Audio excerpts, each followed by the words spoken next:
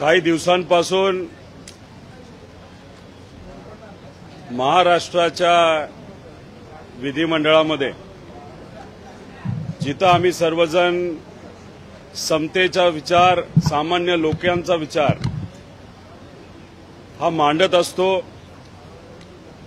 आणि कुठलाही भेदभाव न करता लोकांना न्याय कसा मिळेल यासाठी आम्ही सर्वजण आमदार म्हणून लोकशाहीच्या मार्गाने निवडून आलेले आम्ही सर्वजण आमदार, आणि लोकशाही आपण जेव्हा म्हणतो त्या लोकशाहीचा प्रमुख स्तंभ काय असेल ते हे आहे आपलं संविधान. पण गेल्या काही दिवसांपासून काही राजकीय नेत्यांना खुश करण्यासाठी त्याच्याचबरोबर एक वेगळ्या पद्धतीचं वातावरण या महाराष्ट्रामध्ये व्हावं, जेणेकरून जनसुरक्षा कायदा जो संविधानाच्या विरोधात आहे, लोकशाहीच्या विरोधात आहे, तो लागू करण्यासाठी थोडंसं सोपं जावं यासाठी काही आमदार हे दुर्दैवाने वारकऱ्यांना, वारीला, पवित्र वारीला हे बदनाम करत आहेत. हबप श्यामसुंदर महाराज अनेक वर्षांपासून संविधान समता दिंडी हे तुकाराम महाराज, तुकोबाराया महाराजांच्या पालखी सोहळ्यामध्ये त्यांची दिंडी असते आणि मग लोकांना संविधानाचं महत्त्व हे समजावं यासाठी ते व त्यांच्याबरोबर असणारे सर्व सामाजिक कार्यकर्ते हे वारीमध्ये चालत असतात. आता मग तुम्ही जेव्हा आक्षेप घेत असता या विचारावर, तेव्हा कुठेतरी आपल्याला हेच म्हणावं लागेल की सत्तेत असणारे जे आमदार आहेत, ज्यांना कदाचित सत्तेत असणाऱ्या नेत्यांचा वर्धा असते की बिनधास्त बोल, आम्ही तुमच्याबरोबर आहोत, त्याचा अर्थ हे सरकार संविधानाच्या विरोधात आहे आणि वारीच्या विरोधात आहे.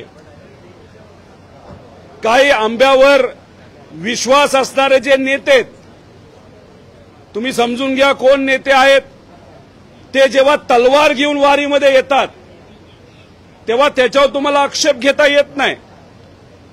पण इथं काही लोक संविधान, जे पवित्र संविधान आहे ते वारीमध्ये आणतात, तेव्हा मात्र तुम्ही आक्षेप घेता. त्याच्याचबरोबर आपण जर बघितलं तर वारी आणि वारकऱ्यांचा जो विचार आहे तो समतेचा, एकतेचा, बंधुभावचा आहे आणि संविधान सुद्धा हेच ते आपल्याला सर्व शिकवत असतात. त्यामुळे सरकारला मी विनंती करतो, अशा पद्धतीने वारकऱ्यांचा, पवित्र वारीचा, संतांच्या विचाराचा आणि संविधानाचा अवमान करणारे जे कोणी आमदार असतील, जे कोणी नेते असतील, त्यांच्यावर कारवाई ही केलीच पाहिजे. कारण तुम्ही जर बघितलं, एक त्या आमदार ज्या कुणी आहेत त्या जेव्हा उद्धव ठाकरे साहेबांबरोबर होत्या तेव्हा त्या MLC होत्या, त्यांची टर्म संपायला लागली तेव्हा अचानक त्यांच्या मनामध्ये बदल झाला आणि मग शिंदे साहेबांबरोबर ते झाले आणि परत एकदा आमदार झाल्या. आता कदाचित त्यांना असं दिसतंय की शिंदे साहेबांची सुद्धा ताकद भाजप कमी करते का काय. मग आता कुठेतरी भाजपचा विचार स्वीकारावा लागेल, भाजपच्या नेत्यांना खुश करावं लागेल आणि जनसुरक्षा कायदा जो संविधानाच्या विरोधात आहे तो आणत असताना भाजपला मदत करावी लागेल. म्हणून कदाचित त्या आमदार महोदया त्यांनी अशा पद्धतीचं वक्तव्य केलं, पण त्या वक्तव्याचा आम्ही निषेध करतो. कारण ते वक्तव्य संविधानाच्या विरोधात आहे आणि वारकरी संप्रदायाच्या विरोधात आहे आणि पवित्र वारी आणि संतांच्या विचाराच्या विरोधात आहेत. आम्ही या गोष्टीचा, त्या विधानाचा आम्ही सर्वजण निषेध करतो.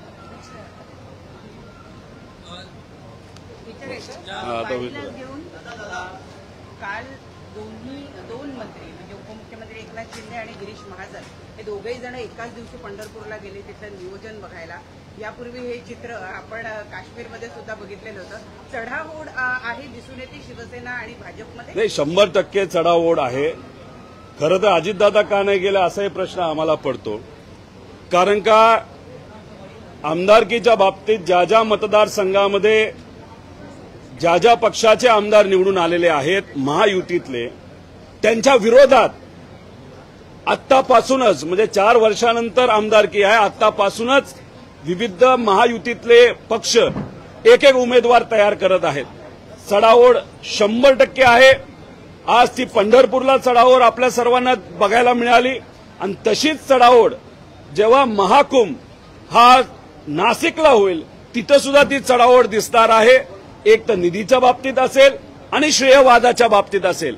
त्यामुळे हे सरकार कशामध्ये गुंतलेलं आहे ते एकामेकाची जिरवण्यात गुंतलेलं आहे. त्याच्यामध्ये होतंय काय तर सामान्य लोकांकडे दुर्लक्ष हे त्या ठिकाणी केलं जातं. आज जर आपण बघितलं तर वरचं हाऊस नाही तर खालचं हाऊस. आम्ही सुद्धा काल जेव्हा शेतकऱ्यांच्या हिताचे प्रश्न, कर्जमाफीचा मुद्दा, त्याच्याबरोबर विम्याचे प्रश्न, शेतकरी आत्महत्याचे प्रश्न, महिलांचे युवांचे प्रश्न मांडत होतो तेव्हा पुढे फक्त एक मंत्री बसले होते आणि ते मंत्री सुद्धा मुंबई शहरातले आहेत. ते कुठून मंत्री आहेत, आमदार आहेत याच्यावर आमचा आक्षेप नाही, पण त्यांना ते विशेष समजणार नाही. ते कुठेही नोट घेत नव्हते, कुठलाही बाकी मंत्री तिथं बसला नव्हता आणि जिथं अधिकारी सेक्रेटरी बसायला पाहिजे तिथं सुद्धा जर आपण बघितलं तर ज्युनियरच्या ज्युनियर आणि ते सुद्धा काही पीए, ते सुद्धा 3 पीए तिथं बसले होते. मग कुठेतरी लोकशाही थट्टा केली जाते.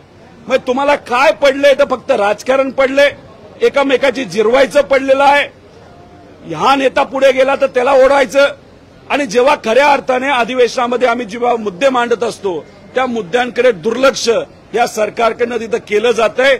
वरच्या हाऊसमध्ये सुद्धा आणि खालच्या हाऊसमध्ये सुद्धा हे आपण सर्वांनी त्या ठिकाणी बघितलेलं आहे.